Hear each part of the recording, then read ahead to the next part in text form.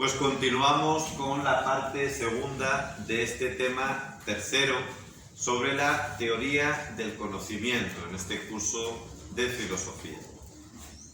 Para entender esta materia de teoría del conocimiento es muy importante que vayamos haciendo un seguimiento de cómo las distintas escuelas han elaborado esta teoría, cuáles son las distintas posturas que hay.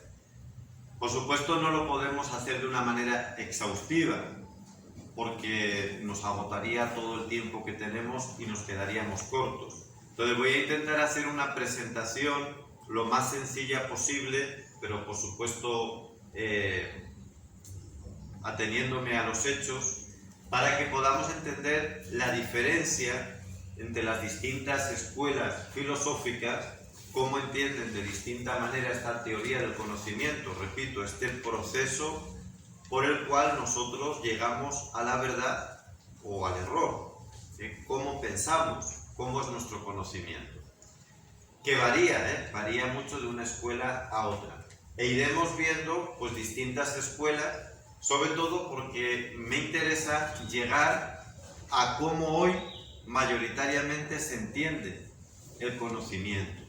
Esto es lo que me interesa, ¿no? Pero para poder entender cuál es la postura dominante hoy del conocimiento, es importantísimo que entendamos la evolución que se ha dado en la humanidad. Es importantísimo, porque si no, no vamos a entender el por qué hoy hay una corriente muy mayoritaria, yo diría que totalitaria, digamos, que está prácticamente en todos los ambientes y en todas las instituciones, o en la inmensa mayoría.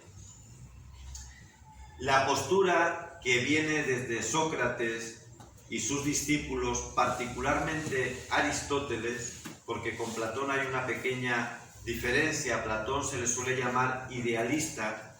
Sin embargo, Platón, la filosofía de Platón no puede ser considerada idealista de la misma manera que la de Kant o la del resto de filosofía que proviene de Descartes y Kant, que sí que son propiamente idealistas. Por eso, Platón en este sentido es mucho más cercano a Aristóteles, muchísimo más que a Kant. De ahí que yo no voy a caer en la trampa de llamar a Platón idealista, aunque su propuesta de la teoría de las ideas dé pie a ello, pero no es correcto llamarle idealista.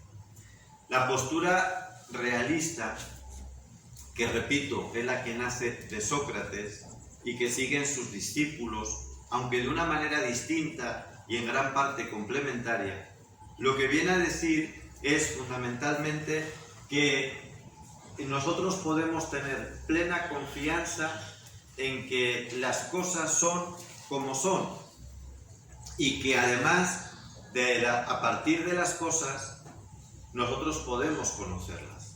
Algo bien sencillo, ¿verdad? Es de sentido común, por eso se llama la filosofía del sentido común. Las cosas son como son, están ahí y además nosotros las podemos conocer. Esto se llama la teoría realista. Algunos seguro que estará pensando, pues vaya tontería, para llegar a concluir eso hay que hacer tantos cursos de filosofía para decirme que esto es un celular y es como es, o que esto es un marcador y es como es, o que esto es una imagen y es como es. Para eso hay que hacer cursos de filosofía, hay que pensar tanto como Aristóteles, como Santo Tomás, que va a seguir la línea de Aristóteles. Pues sí, amigos, algo que es de tan sentido común, pues vamos a ver cómo es negado por otras corrientes, que dicen, no, eso te parece a ti que es así, pero en realidad no es así. Y además, no puedes hacerte una idea de ello, porque cada uno tiene su propia idea. Entonces ya ven como sí que hay mucha gente que duda de esta postura, que se llama también la postura del sentido común,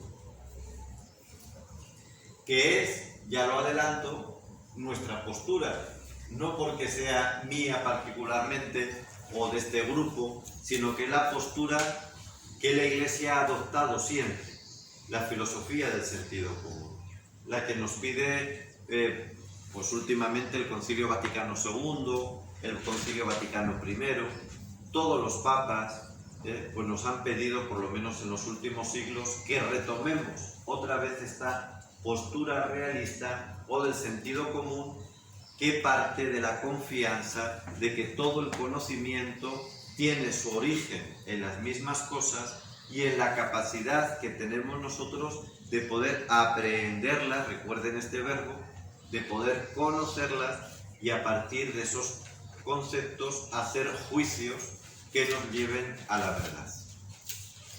Bien, pues esto va a ser puesto en duda por distintas escuelas, Ya en esta época de Sócrates y de Platón y de Aristóteles había dos posturas o dos corrientes que negaban eso, que negaban la posibilidad de conocer las cosas, que eran los escépticos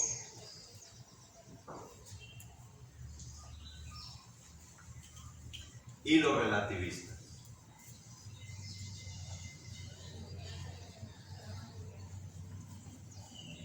Estos estaban en contra de la teoría realista o del sentido común. ¿Por qué? Porque decían, por una parte, los escépticos decían que el conocimiento es imposible. El hombre no tiene capacidad para conocer, no lo tiene. Luego les voy a citar alguna frase, o si quieren, pues se las puedo citar desde ya. Alguna frase de estas posturas escépticas, ¿no? Ya en tiempos, repito, del propio Sócrates, del propio Aristóteles. Fíjense lo que decía, por ejemplo, uno de los representantes de esta postura, ¿no? Decía, vamos a ver si lo encuentro por aquí.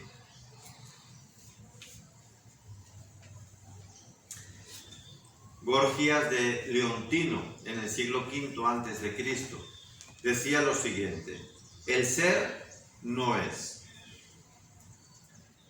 Si el ser es, no es conocido.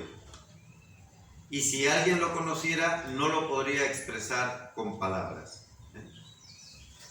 Por lo tanto, el escepticismo niega la posibilidad de conocer.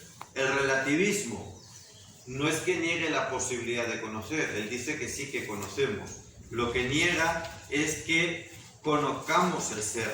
Fíjense la diferencia. Sí que conocemos, pero lo que conocemos son pues nuestros prejuicios, conocemos de acuerdo a nuestra cultura, conocemos de acuerdo a nuestras inclinaciones, pero no la realidad. No podemos decir que esto es un marcador para ti, pero para un indígena del Amazonas no es un marcador, es una cerbatana, porque con esto pues va a tirar dardos.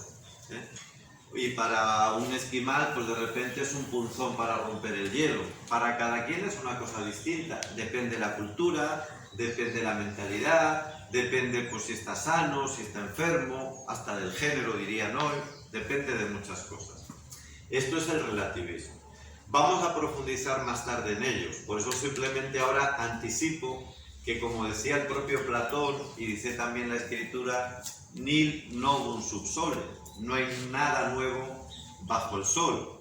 Y estas posturas que son hoy muy actuales ya estaban, repito, en el siglo V a.C., para que vean también otra postura relativista, en este caso del siglo V a.C., ¿no? En este caso Protágoras de Abdera decía: el hombre es la medida de todas las cosas, de las que son en tanto que son, de las que no son en tanto que no son, pero yo soy hombre y tú eres hombre. Es lo único que podemos decir, decía él. Y somos la medida de todos.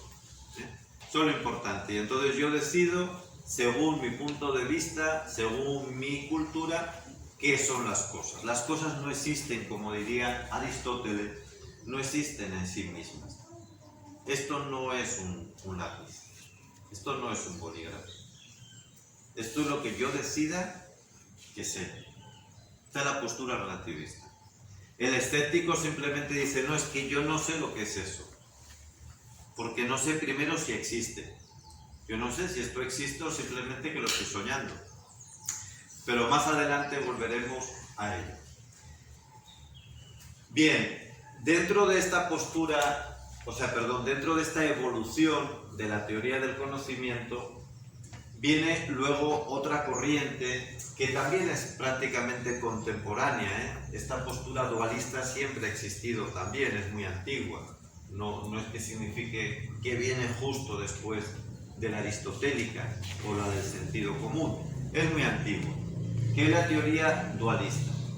Y la teoría dualista, porque es muy importante en esta evolución que estamos aquí describiendo.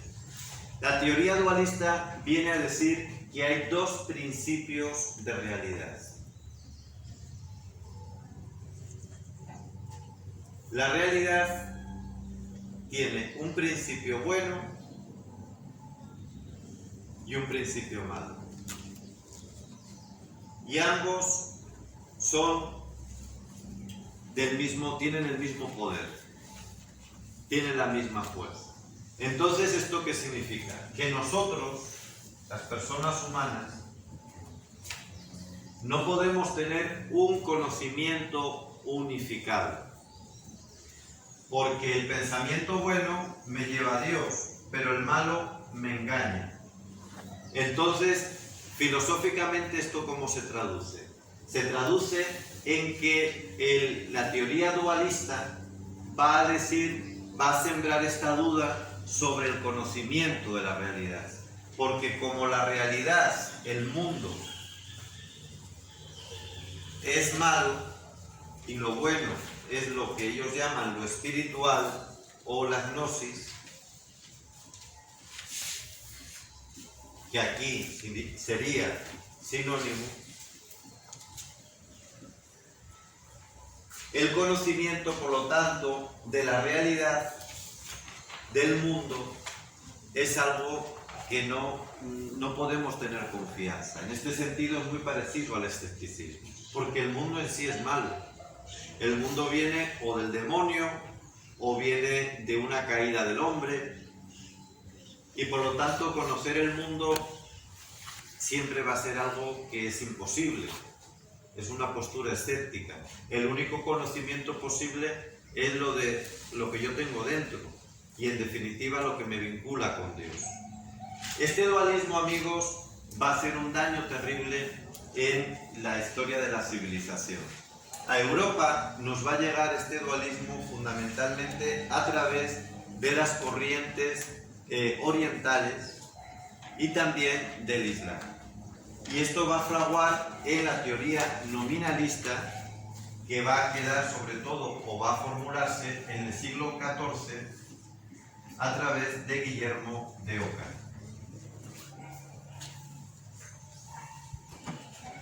Y esto es lo que vamos a explicar en la siguiente parte, en la parte tercera.